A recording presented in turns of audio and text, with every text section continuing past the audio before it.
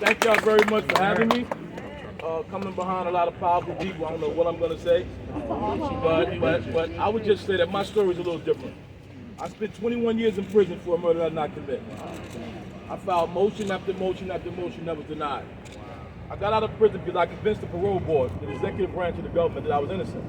I presented all of the evidence that I submitted to the judiciary, and I said I will not admit to killing somebody I didn't do. Wow. The parole board had mercy on me, and they released me. From that moment, I became a part of an organization that already existed, the Family and Friends of the Wrongly Convicted, that I co-founded with Lonnie Sari, Nicole Hamilton, and others. In 2014, when I was out on parole, the appellate division, the first time in New York history, in my case, People versus Hamilton, ruled that an innocent person should have a recourse to judicial relief.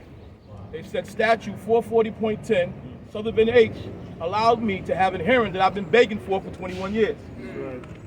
I had evidence, police officers and others, who said I was innocent. For 21 years, they threw the evidence in the garbage. They said they didn't want to hear that. They gave procedural reasons why they would not let me out. I thought this law would change the system for everyone.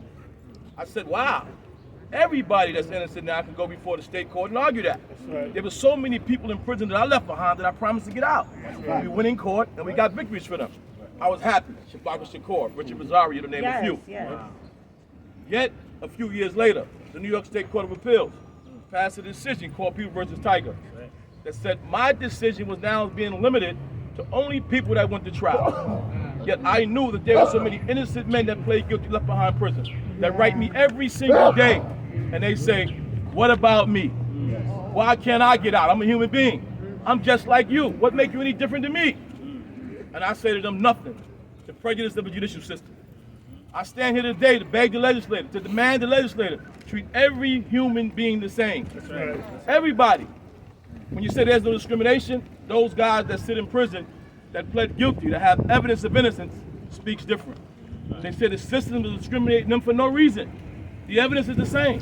They can prove their innocence. I stand here today and I ask the legislator to pass a law that says no innocent person should be left in New York State Department of Correctional Service for any reason. For any reason. It makes no sense. If our system is about innocent of guilt, every innocent person should be let go. I thank you all for coming, and I hope we pass these laws immediately.